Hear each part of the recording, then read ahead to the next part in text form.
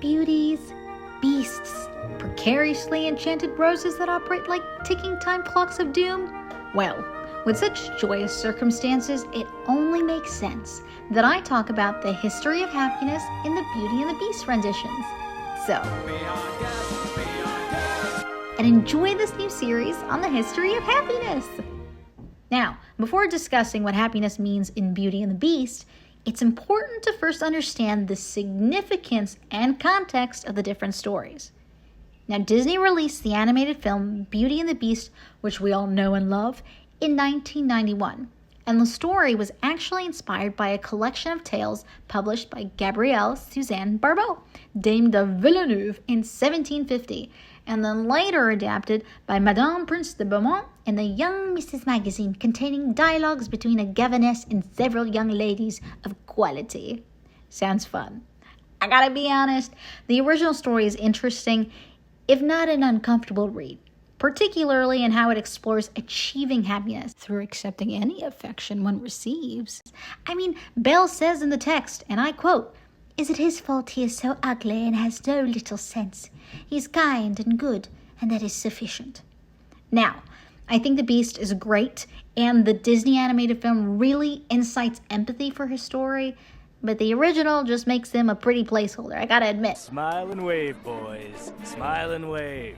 The story ends clearly defining happiness by saying, "The happiness of Beauty and the Beast, as it was founded on virtue, was complete," teaching young women in the 1700s that compassion, goodness, and virtue lead to ultimate happiness, which actually are pretty good lessons, I gotta admit. The problem is the weight to the lessons, okay? The original story is more like a social moral cautionary tale for young women on proper etiquette and behavior, starting out with Belle's life and story. And despite an emerging women's suffragette movement and the publication of A Vindication of the Rights of Women, the original story still falls short. Whereas the Disney animated and live-action rendition changes the power dynamics in this cautionary tale. It is through the Beast that the audience learns what happens when someone is cruel and not able to see the beauty in everyone. Moreover, unlike the written work, Beast's story is actually told first. Through the compassion and goodness of the Beast and Belle, the audience is taught not only the joy of authenticity, but the power of true love, freedom, and equality in living happy lives. Happiness also comes with a few lessons, that sometimes the actual beasts are the ones that wear the same skin as you.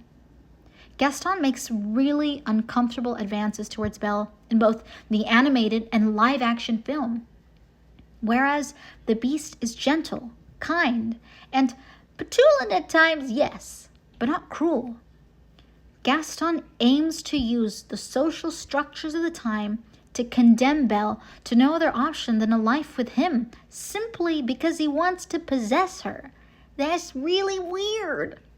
Whereas Beast may sometimes be crass, but his crassness is more so reflective of an upbringing as a spoiled child and then limited outside contact for almost 10 years. Remember, y'all, in the animated film, he was cursed from 11 years old and would, as the story goes, die at 21 if he did not learn love and compassion. Gaston has every opportunity to reform, but does not, whereas Beast makes the choice to. He values Belle, her thoughts and opinions, and lets her go, even if it means his own detriment.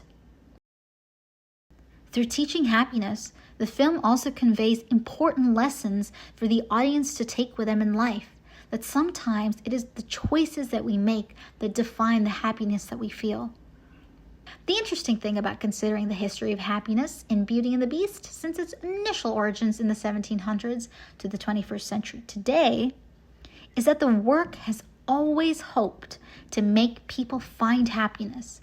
And through time, we've seen that the work has adapted to make finding that happiness more equal. So why is it important to consider happiness in Beauty and the Beast?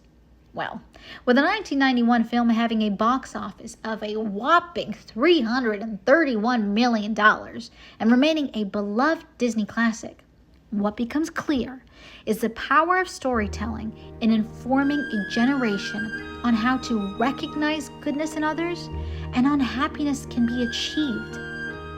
Also because I like it and I want to talk about it. So there. So next time you watch Beauty and the Beast, consider the origins it comes from and how it uplifts itself into a story that teaches everyone the importance of compassion, happiness, and seeing what is in the hearts of people. I hope you enjoyed, and until next time, bye!